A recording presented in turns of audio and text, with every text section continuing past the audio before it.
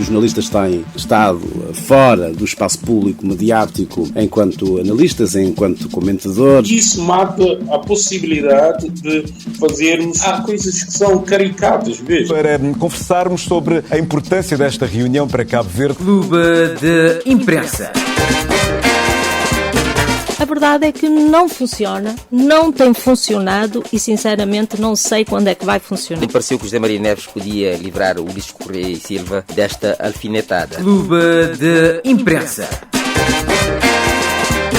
Os jornalistas também têm ideias próprias em relação àquilo que se passa no país. O meu compromisso é com os telespectadores de Cabo Verde. Uma pleiade de gente da imprensa, são todos eles observadores atentos, não participam, mas observam, relatam, investigam. Todos os dias realizam confrontações numa atitude de fiel da balança. Clube de Imprensa. Clube de Imprensa. Muito bom dia, está no ar o programa Clube de Imprensa. O relatório da Agência Reguladora para a Comunicação Social referente ao ambiente de liberdade de imprensa em Cabo Verde no ano de 2025 aponta episódios inéditos no panorama mediático do país. Por outro lado, a Associação dos Jornalistas de Cabo Verde pretende propor um pacto nacional pela liberdade de imprensa e para a conversa de hoje vamos receber o presidente da AJOC, Jeremias Furtado, e a jornalista Gisela Coelho. Sejam bem-vindos. Olá, muito bom dia. Antes de mais, bom dia também para o Jeremias, meu colega na AJOC, não é? Presidente da AJOC. E bom dia para todos os telespectadores lá em casa e agradecer este convite à Natalina, porque, na verdade, eu já estava com saudades de vir ao Clube de Imprensa. Que seja um debate muito produtivo. O Jeremias nos acompanha à distância, consegue nos ouvir? Seja bem-vindo.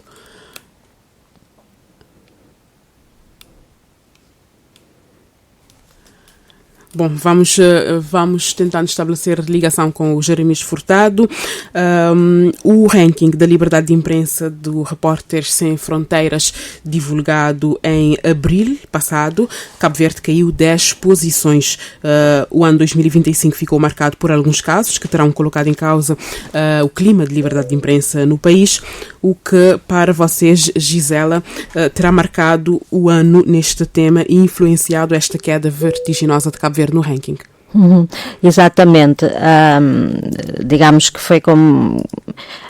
Algumas pessoas falaram que foi com surpresa e eu pessoalmente, enquanto jornalista que tenho acompanhado, digamos, o cenário mediático, o cenário da liberdade de imprensa em Cabo Verde há vários anos, naturalmente, não fiquei totalmente surpreendida com esta queda vertiginosa do ranking da liberdade de imprensa de, salvo erro, 10 posições, não é? Como Exato. Referiste.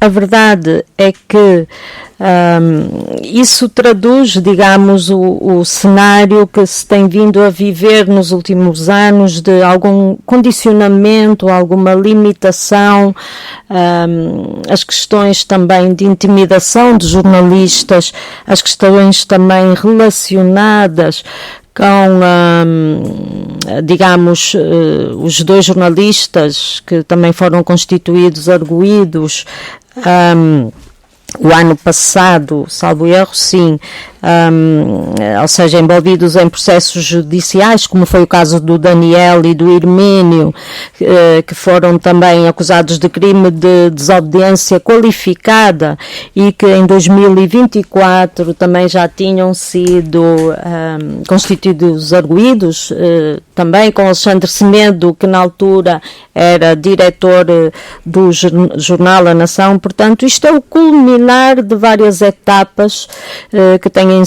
que se têm verificado, não é? Várias situações. A própria ARC, no seu relatório, também fala de vários sinais de alerta. Teve também a questão do episódio que vem no relatório da ARC, não é? Do episódio entre o Conselho de Administração da RTC e a direção da TCD. Permite-me interromper, já vamos chegar lá. Parece que já temos o Jeremias em linha. Boa. Consegue nos ouvir, Jeremias? Seja bem-vindo. Sim, muito bom dia, Gisela, minha companheira e colega lá da AJOC. Muito bom dia, e Natalina, muito obrigado por este convite, por estar aqui mais uma vez na Rádio Alfa participando deste programa. Ok. Falava aqui com a Gisela sobre, antes de chegarmos ao relatório da JOC propriamente dito, falava do ranking de liberdade de imprensa da Repórteres Sem Fronteiras, divulgado em abril, e em que Cabo Verde, segundo o qual Cabo Verde caiu 10 posições no ranking de liberdade de imprensa. Para a JOC, quais foram alguns casos que terão pesado neste resultado? Bom, na verdade, eu ia na linha daquilo que estava a dizer a Gisela, porque esta queda neste tão importante ranking mundial é o reflexo daquilo que tem sido o ambiente mediático aqui em Cabo Verde. Muita gente diz que Cabo Verde tem um ambiente saudável para o exercício do jornalismo. Concordo em partes, porque na verdade não temos jornalistas a serem presos, não temos jornalistas a serem assassinados ou espancados fisicamente, digamos assim, embora já teve alguns casos lá no passado, bem recente ou longínquo, também dependendo do ponto de vista de cada um. Temos que ver para esta situação da liberdade de imprensa em Cabo Verde para a realidade cabo-verdiana, né? Não temos esse caso que acabei de dizer, mas na verdade temos jornalistas a serem atacados nas redes sociais, temos jornalistas que são expostos na sua vida pessoal nas redes sociais quando abordam ou trabalham no tema que incomoda determinadas pessoas. E podemos dizer, eu digo com toda clareza, nos últimos anos aqui em Cabo Verde o Ministério Público foi o maior castrador da liberdade de imprensa em Cabo Verde, na medida em que desencadeou uma ação, várias ações de perseguições contra jornalistas que abordaram temas que são de facto de interesse público, mas que foram de certa forma pressionados, foram de certa forma sancionados por terem trabalhado este tema. Fala-se de segredo de justiça. Eu já disse em várias situações, a justiça que vai guardar o seu segredo. O jornalista faz o seu trabalho, que é relatar, noticiar algo do interesse público. Então, quando temos um jornalista como o Daniel Almeida, o Hermínio Silves, jornalistas com vários anos de experiência, jornalistas com nome na praça, quando temos esses jornalistas a serem perseguidos, incriminados por tratarem temas de interesse público, tudo isto vai levar a um problema crônico do jornalismo cabo-verdiano, que é a autocensura. Os mais jovens, com menos peso, digamos assim, vão se sentir ilimitados, vão se sentir a melhor palavra neste caso, vão se sentir receosos, né, de abordar determinados temas para também não serem castigados assim pelo Ministério Público. Além disso, temos também a pressão política sobre os jornalistas, sobre os órgãos de comunicação social, temos a questão da precariedade laboral que ainda continua em Cabo Verde. É isto, né? Para a minha primeira intervenção. Há vários casos também, os influenciadores digitais que se confundem com jornalistas. Então tudo isto está a contribuir para que a situação da liberdade de imprensa em Cabo Verde não seja das melhores. E essa é também uma das preocupações manifestadas pela ARC no seu relatório, que fala de intimidação e condicionamento da liberdade de imprensa. Isso vai atuando na questão principalmente da autocensura dos jornalistas mais jovens que estão a entrar nesse mercado. Natalina, deixa-me reforçar aqui uma coisa que inclusive o Jeremias, noutras situações, noutras oportunidades, a própria JOC, também já temos referido aquilo que a ARC também destacou no seu relatório, que é aquela aparente contradição entre normas constantes do Código Penal e do Código de Processo Penal atualmente vigentes no país. É que já que num dos artigos os jornalistas não constam enquanto entidades sujeitas ao segredo de justiça, enquanto no outro lê-se que quem divulgar informações sujeitas a segredo de justiça pode ser responsabilizado. Eu acho que já é a altura de clarificar a lei, não é? Já é a altura, mais do que nunca, de clarificar a lei. Eu acredito que quando esta clarificação surgir e que devia ser urgente, e espero que este novo governo que tomou posse recentemente, com o Ministro da Tutela, tenha isto em atenção, porque eu acho que tem que haver aqui um junta-mão, digamos assim, e depois o Jeremias irá falar do tal Pacto Nacional para a Comunicação Social e, naturalmente, para a liberdade de imprensa, que é chegarmos a um consenso neste sentido, porque isto beneficia a todos, beneficia a democracia, beneficia a liberdade de imprensa, o próprio desenvolvimento do país, não é? E depois, naturalmente, esta questão dos rankings, que há muita gente que diz, os rankings têm determinados requisitos que às vezes não têm em conta a realidade de Cabo Verde, não é? Que são analisados de forma geral. É verdade, mas também é verdade que nós próprios temos que fazer o trabalho de casa. Estas normas contraditórias fizeram com que, já por 2 vezes, pelo menos em 2024 e 2025, o Daniel e o Hermínio e o Alexandre em 2024 tenham que responder perante a Justiça por simplesmente terem feito o seu trabalho. O Jeremias disse outra questão muito importante, que é quem é que está sujeito ao segredo de justiça? São os profissionais que atuam na Justiça ou é o jornalista? Qual é o papel do jornalista? Não é fazer o serviço público? Quer dizer, se o jornalista não divulgar determinadas coisas, essas coisas nunca virão a público. E não é? Quem é que beneficia quando determinadas coisas não vêm a público? Eu acho que isso é muito importante, portanto já é hora da gente clarificar estas normas e fazermos uma alteração à lei. É uma questão que certamente vai merecer algum consenso no âmbito legislativo. Tem faltado essa vontade legislativa, Jeremias? Eu acredito que tem faltado. Eu acredito que o poder político que tem em mãos esta prerrogativa, melhor dizendo, se beneficia tendo a justiça e os jornalistas brigando, né? Parece que está em cima do muro, a subir por lado, enquanto os jornalistas e a justiça estão aqui nesta briga, que se não se clarificar esta questão da lei, iremos continuar na mesma, com jornalistas a estarem alvos de entendimentos do Ministério Público, com jornalistas a não saberem se de fato estão ou não abrangidos pelo segredo de justiça.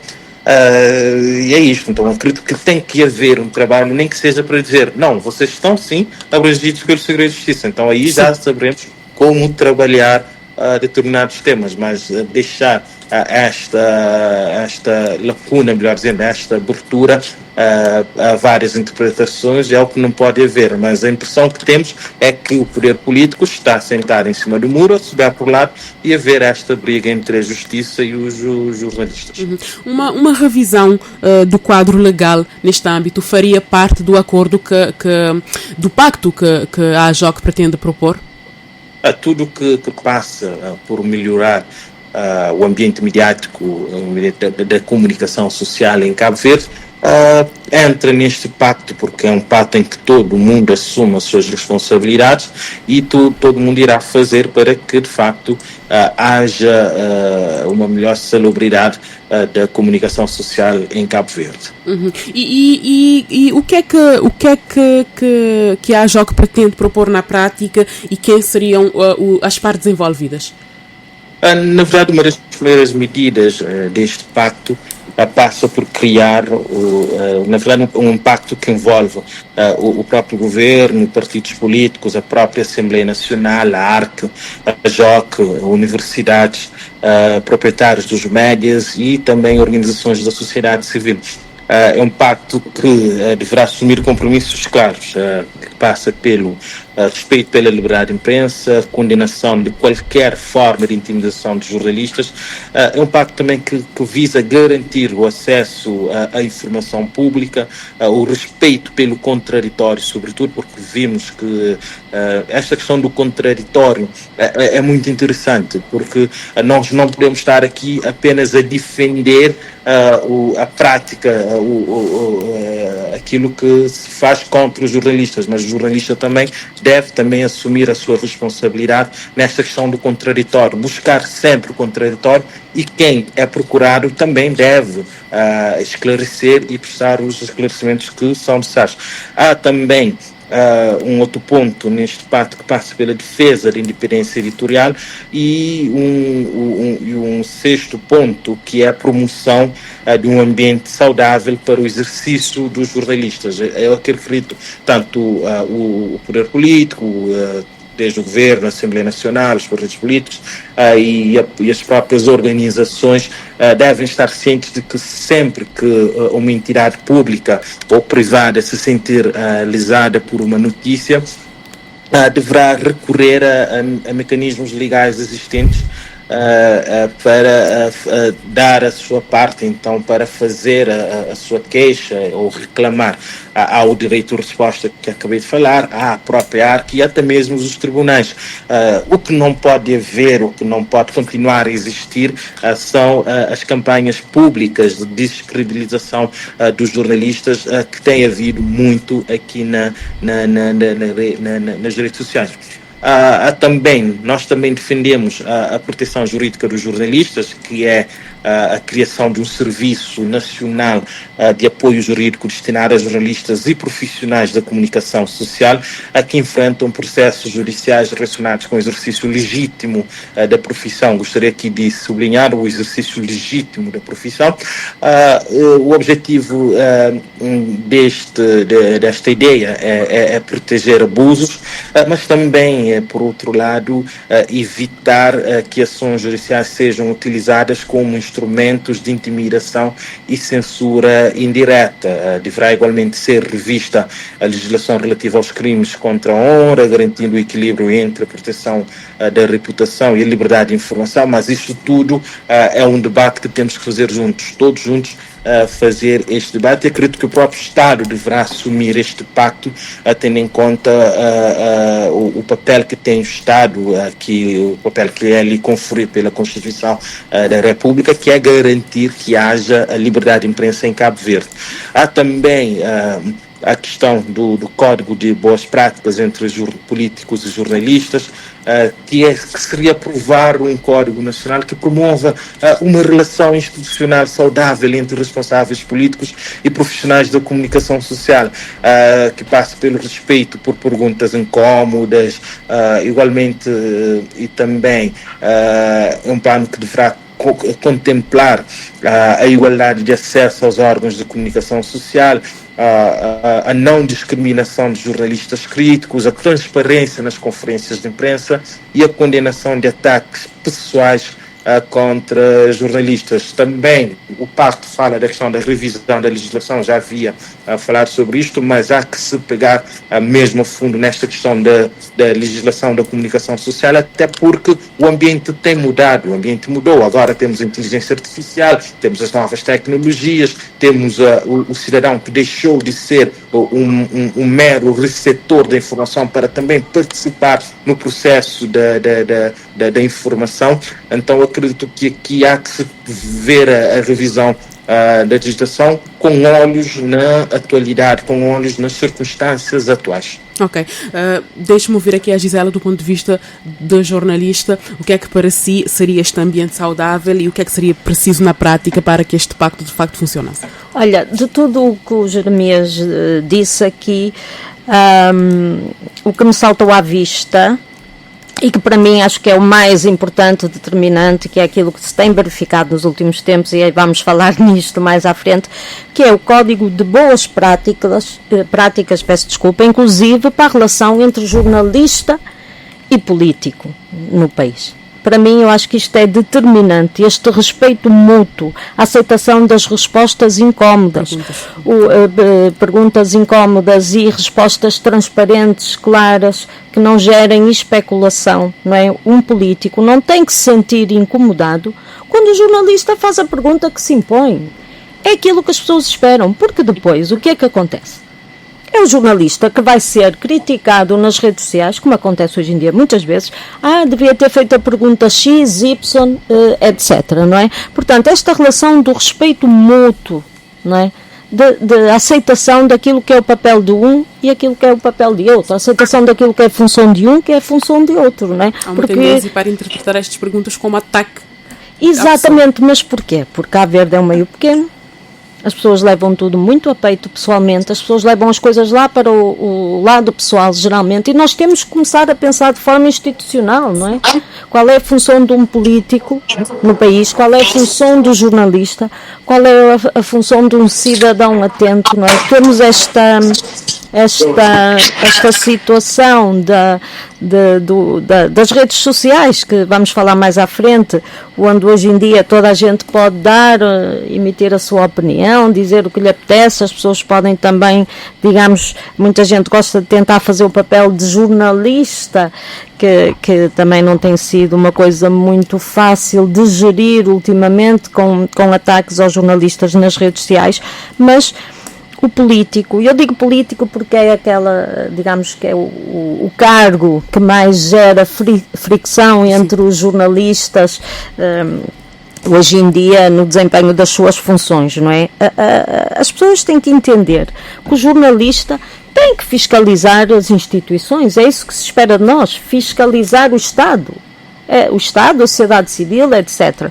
Mas fiscalizar, acima de tudo, o Estado. E este código de boas práticas entre ambos é para ser cumprido, não é simplesmente porque nós estamos aqui a elaborar pactos que depois vão ficar engavetados, como acontece com muitas coisas no país. Portanto, o político tem que saber aceitar que é o papel do jornalista fazer perguntas incómodas, porque depois o próprio jornalista vai ser fiscalizado pelo cidadão comum, como acontece hoje em dia. O cidadão sabe muito bem o que quer saber, o cidadão sabe muito bem o que é que tem que ser esclarecido, não é? É isso que nós temos que ter em atenção, temos que parar com esta prática no país de que não se pode fazer perguntas incómodas, não se pode quebrar o status quo, digamos assim. Okay.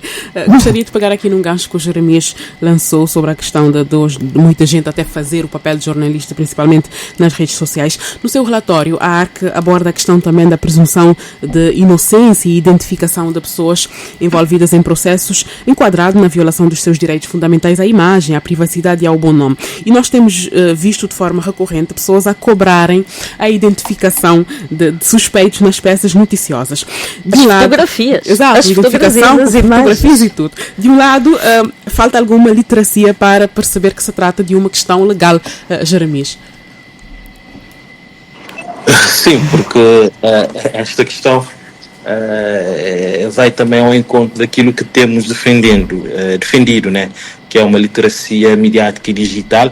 É algo que faz parte também de um plano que a JOC quer discutir com o próprio Estado, que é a inclusão de uma disciplina, talvez, da literacia midiática e digital no currículo escolar, para começarmos desde cedo a ensinar aos nossos meninos aspectos básicos de como funciona a comunicação social, porque nós sabemos que até se transitar em julgado a pessoa é inocente, então não acredito que faz sentido estarmos a pôr nomes, a contribuir para que a pessoa seja condenada ou para que tenha o nome manchado na praça pública, quando às vezes pode-se desembocar no processo de inocência da pessoa. Então daí que há que se trabalhar com o público para que o público possa entender como é que funciona esta questão e evitar também estas cobranças que no fundo não abonam em nada. Isto acontece muito, concordo em tudo com aquilo que o Jeremias disse.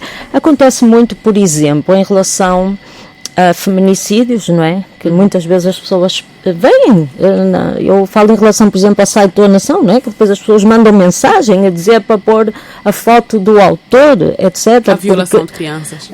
A questão da violação de crianças, a violação de menores, o abuso sexual de menores, tem muita gente a pedir para expormos o rosto, a cara dos agressores, não é? Supostos agressores. Supostos agressores, mas mesmo já temos muitos casos, ainda bem, mas eu gostava gostava de ver mais. Já temos casos de julgamentos de pessoas julgadas e presas, não é? Concluído o processo, e pessoas que depois são presas, ou seja, têm que cumprir uma pena efetiva, digamos, de prisão, em que as pessoas pedem, exatamente, mesmo, ou seja, já depois dos casos transitados em julgado, não sei se é bem assim que se diz, mas as pessoas pedem que sejam expostas as fotografias desses agressores. Isto, em termos sociais, tem um impacto muito forte, não é? Então, esta questão de termos que explicar às pessoas esta literacia mediática do porquê que deve-se ou porquê que não se deve expor determinados criminosos, digamos assim, ou pessoas que cometeram delitos, é complicado e não é fácil, mas é um trabalho que já vem sendo feito há algum tempo, mas eu continuo a achar que não tem sortido o efeito que era desejado. Uhum. Depois, do lado dos médias, temos um outro lado, onde são casos de interesse público, envolvendo gestores públicos, governantes, por exemplo, em que o interesse público efetivamente se sobrepõe e são identificadas pessoas envolvidas em processos ou investigadas. Como é que se explica essa diferença para quem nos lê? As pessoas digamos que têm as chamadas elites, como vem agora a reportagem de Joaquim Arena nesta edição do Jornal da Nação, uma reportagem muito interessante que vale a pena ser lida, é preciso dizer-se. Portanto, esta questão de pessoas, figuras públicas ou de pessoas que têm um determinado papel no país ou na sociedade civil, pessoas que ocupam cargos de destaque, digamos assim, têm naturalmente um impacto diferente. Mas é preciso haver o equilíbrio entre o que é que podemos e o que é que não podemos, não é? Agora, é natural, isto é só um exemplo, não estou aqui, qualquer semelhança é pura ficção, digamos assim. Um ministro que seja acusado de uma coisa muito grave, não é? Naturalmente, e como acontece na maioria dos países do mundo, publica-se a foto desse ministro, não é? Porque é uma pessoa que tem impacto na sociedade, é uma pessoa que ocupa um papel determinante no país, não é? Nós temos também que, é aquela velha história, tens que dar o exemplo, não é? Os nossos governantes, digamos, são os primeiros a ter que dar o exemplo, porque senão a sociedade civil também cobra, não é? O cidadão cobra. Portanto, falamos de um PR, de um ministro, de um grande gestor de gestor público, não é? De empresas públicas, porque são empresas que mexem com o dinheiro da sociedade civil, não é? Com os impostos de todos nós. Portanto, nesses casos eu acho que sim, que se deve divulgar a carinha, como a gente diz, não é? Digamos, as pessoas nas redes sociais pedem onde está a cara, onde está o rosto, onde está a fotografia de quem fez isto, quem fez aquilo. E às vezes nós próprios jornalistas, mesmo cientes do nosso trabalho, daquilo que é a ética que nos rege, às vezes ficamos ali meio desbalançados, onde começa um limite e onde termina o outro. Mas eu sou apologista, pessoalmente, esta é a minha opinião pessoal, de que sim, contra tanto de figuras públicas que desempenham cargos determinantes na sociedade, no país, cargos que são pagos com os impostos, com as contribuições de cada um de nós, eu acho que sim, desde que, por exemplo, quando são aqueles casos alegadamente, a gente escreve alegadamente, não é? É para isso que existe o alegadamente. Algum acréscimo, Jeremias? Não, estou a acompanhar com atenção. E aqui a pensar, de facto, é uma questão que exige muita reflexão e, se calhar, juntos, num debate mais alargado, conseguiremos ver onde é que vai o limite desta nossa atuação. Mas, na verdade, é que eu concordo que quem já é uma figura pública, ocupa um cargo público, acho que deixa de ter, assim, uma certa privacidade em relação ao seu nome e a sua imagem. Quando digo imagem, rosto, eu não estou a dizer... é claro que devemos evitar também aquela questão de entrar na esfera privada e outros detalhes que se calhar não interessam ao público. Okay? Deixamos isso para as redes sociais, que as pessoas fazem isso, infelizmente, muito bem hoje em dia, não é? Os ataques pessoais nas redes sociais entre figuras públicas, entre políticos, entre partidos, entre fãs, não é? Entre militantes, etc. Voltando um bocadinho ao relatório da ARC, apontou casos preocupantes e, por exemplo, o caso da ingerência do Conselho de Administração na grelha editorial da RTC, que a ARC descreveu como um conflito jamais visto no país e que terá colocado em causa a liberdade de programação e a autonomia editorial. Temos também um outro caso em que o MPD apresentou uma queixa contra o jornalista Carlos Santos, que acabou por ditar, segundo o próprio jornalista, o seu afastamento de um programa da rádio. Por mais que se fale em independência dos órgãos públicos, estes casos são sintomáticos de quê, Jeremias?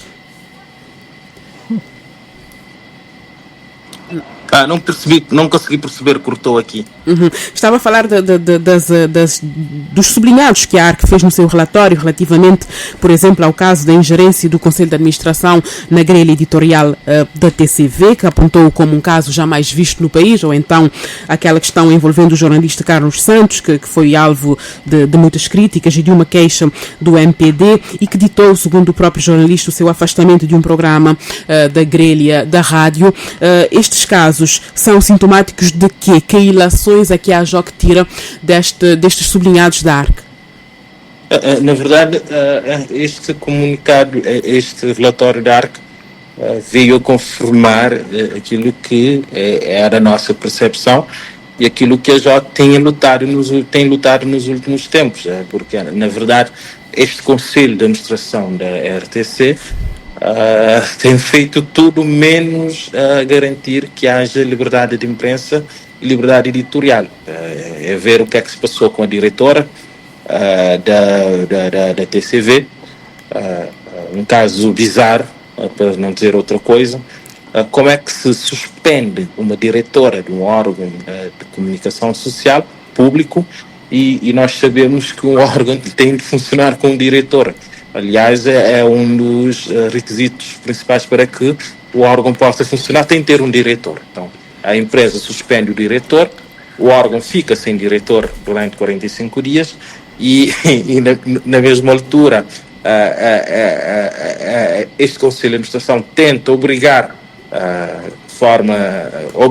obrigar mesmo, no sentido lato da palavra, outra jornalista a assumir esta função com ameaças e tudo mais. Então, acredito que e fora isto, há outras questões. O que é que se passou também na TCV com na RTCV com o jornalista Carlos Santos é um exemplo daquilo que não se deve acontecer no jornalismo cabo-verdiano. E bem recentemente estamos a ter um outro caso que envolve um outro jornalista, o Elvis Neves. Tudo isto mostra o ambiente que se vive dentro da maior empresa de comunicação social do país, e há que se trabalhar e há que se ver como pôr a funcionar o Conselho Independente da RTC, que está todo ele demissionário, não funciona há vários longos meses e anos e ninguém faz nada. E acabamos de ter uma nova tutela para a comunicação social. A JOC já pediu um encontro com a tutela e com o próprio governo, no sentido de levar as nossas preocupações para o setor da comunicação social, que não vai bem, e esperamos ter alguma resposta em breve para falar com o governo, com a tutela da comunicação social, e ver o que é que se pode fazer para melhorar este ambiente. E a JOC, como sempre, está disponível para dar o seu contributo em tudo que for para melhorar o ambiente da comunicação social no país. Mas este Conselho de Administração da RTC já deu provas que pode servir para muita coisa, mas para garantir que a liberdade de imprensa e que haja de facto a autonomia editorial, que as direções da rádio e da televisão funcionem sem pressão, já deu provas que não existe para isto, e são essas as relações que teremos deste Conselho e de como está a funcionar a maior empresa pública de comunicação social do país. Natalina, se me permites, concordo mais uma vez com tudo o que o Jeremias disse, e essa penso que é a visão de muita gente do setor, da área e também de vários especialistas que diariamente lidam com a comunicação social. Mas reforçar ainda que esta questão que a ARC trouxe a público inclusive a RTC foi multada numa coima de 350 mil escudos, que eu acho que foi a primeira vez que aconteceu algo semelhante no país, não é? Porque em causa teve a direção da TCV interpôs então esta queixa contra o Conselho de Administração por ter interditado sem qualquer fundamento a realização de uma edição do programa Show da Manhã no Tarrafal. Ou seja, a própria ARC deu razão à direção da TCV e multou a RTC em 350 mil contos. Portanto, a fiscalização, 350 contos. Ou seja, a fiscalização, a própria ARC mostrou que funciona, não é? Eu acho que isto é importante, porque quando se aplica uma multa a um órgão de comunicação público do Estado, mais uma vez, que é financiado com os impostos de todos nós, quer dizer, mostra que, vamos lá, alguma coisa pelo menos está a funcionar. E eu acho que isto também tem que servir de exemplo para que não aconteçam situações semelhantes, não é? Porque a ARC falou em situações novas, nunca antes vistas, e os vários sinais de alerta ao longo de 2025 que culminaram então neste relatório. Uhum. Uma outra preocupação da autoridade reguladora tem a ver com os privados já agora e com a própria sustentabilidade económica, a situação económica do setor privado, uma forte dependência da publicidade, enfim. O que eu gostaria de perguntar aqui, Jeremias, é até que ponto a fragilidade económica e financeira desses órgãos privados afeta também a liberdade de imprensa?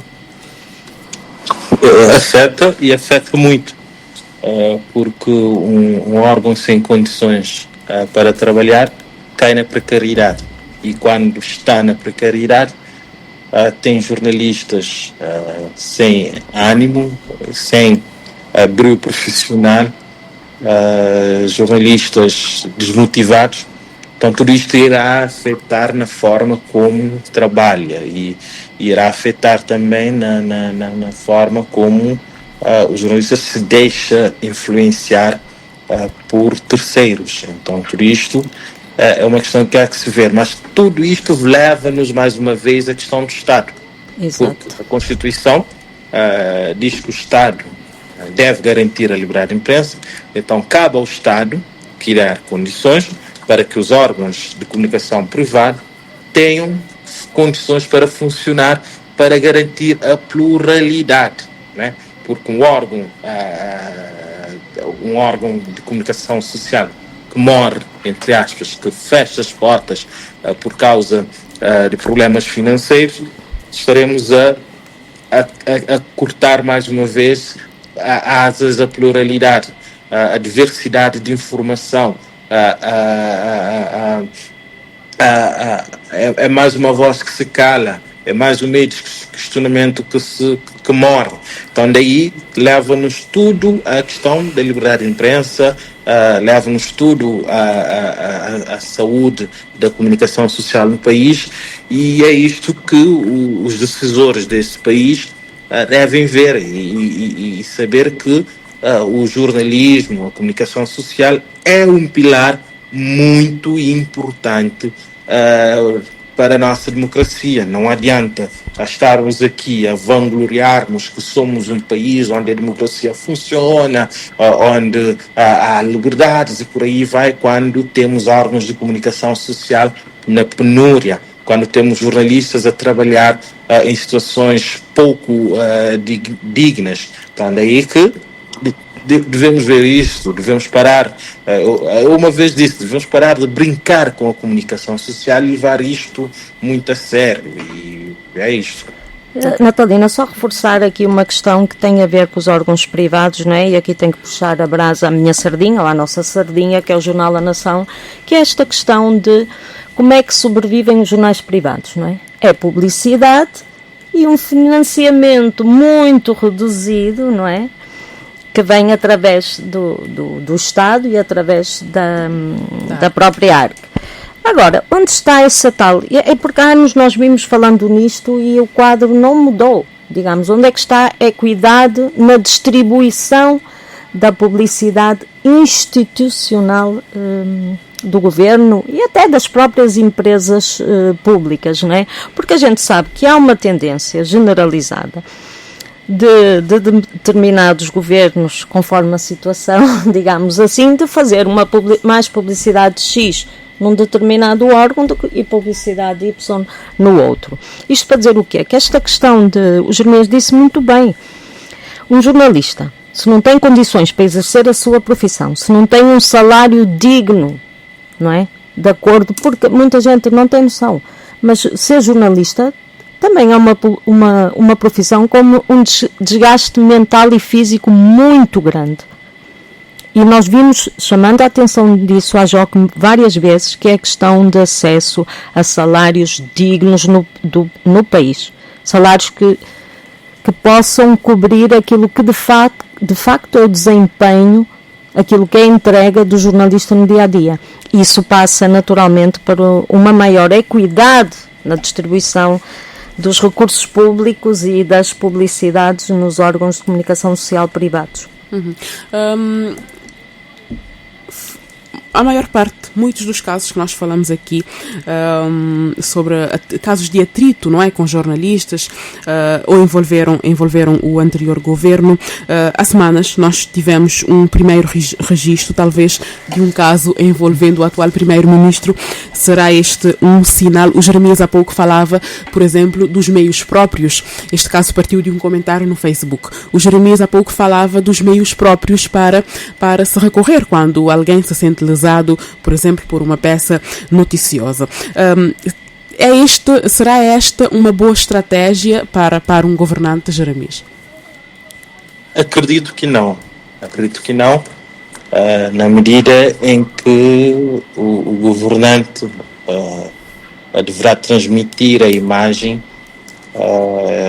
de uma pessoa mais aberta, que conhece os meios próprios, e para fazer chegar as suas reivindicações contra o trabalho de jornalista, porque todos têm o direito, o governante, o político, o simples político, o cidadão, todos têm o direito de questionar, de queixar, de reclamar quando se sente lesado por um jornalista no exercício da sua profissão, certo? Então acredito que não seria uma boa estratégia termos um governante a criticar o trabalho de um jornalista na rede social. Não é o caminho mesmo. E é mais do que isso, diria que de facto não é o caminho. Porque quando alguém assume um cargo público de elevada dimensão, não é? Quando alguém assume um cargo público de relevância nacional, o posicionamento, naturalmente, tem que passar a ser outro, não é? É certo. Eu acho que é muito por aí. Entre outras coisas. Mas continua, Jeremias, continua que ele já fala. Não, era isso. Okay.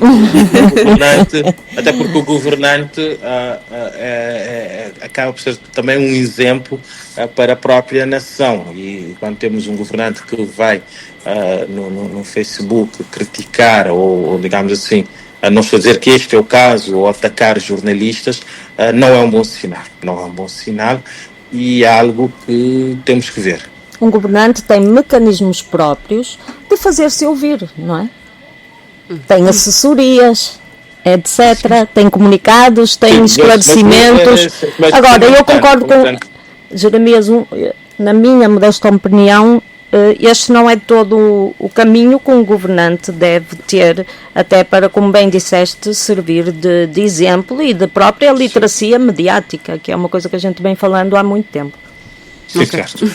Está a decorrer desde ontem no Parlamento, e esta pergunta é mesmo para encerrar, está a decorrer desde ontem no Parlamento o primeiro debate parlamentar desta legislatura e os ânimos estiveram, pelo menos ontem, um bocado exaltados. Foi necessário, inclusive, suspender a sessão durante alguns minutos para repor a ordem. Não sei se vocês terão acompanhado, mas poderá ser isso o clima que nós vamos ter na Assembleia Nacional nesta legislatura? Bem, eu ouvi partes, ontem foi um dia extremamente atarefado, ouvi partes da sessão na rádio e, de facto, parece que foi uma sessão muito calente, como se costuma dizer, muito atribulada. E eu, sinceramente, quer dizer, isto já tem vindo a ser ao longo dos últimos anos, não é? O cenário que tem traduzido as sessões parlamentares, que as pessoas, há quem já se chama aquilo de circo. Eu quero dizer com isso é que espero claramente que isto tenha sido só um episódio sem repetição, digamos assim, que as coisas entram nos carris. Naturalmente é um novo governo que toma posse. Há muita gente a querer se evidenciar também naturalmente, mas temos que ter em atenção mais uma vez qual que é o papel do deputado e ter em atenção que eles estão a ser ouvidos, eles estão a ser seguidos pela sociedade civil e nós queremos argumentos, queremos propostas, o cidadão quer coisas concretas. O Parlamento não é para brigas, não é para egos, é para mostrar trabalho, para mostrar serviço e para defender os interesses da população. Gélia, eu não diria para mostrar, é para trabalhar mesmo. É isso mesmo, para trabalhar mesmo, Jeremias. Não basta parecer, não é? Eu disse mostrar, eu queria dizer para trabalhar. Eu acho que houve uma renovação, há novos deputados, tanto de um lado como do outro, ainda estão a se conhecer. Acredito que daqui a pouco serão todos amigos e não teremos esse ambiente de tensão que se está a viver, pelo menos nessas duas sessões que acompanhei com muita atenção. Vamos desejar que assim seja, então. Exatamente. Foi um prazer ter-vos aqui em mais uma edição do Clube de Imprensa. Muito obrigada pela vossa companhia. Obrigada e bom fim de semana aos nossos telespectadores. A você que nos acompanhou nas antenas da Rádio Alfa, obrigada pela companhia. Bom fim de semana.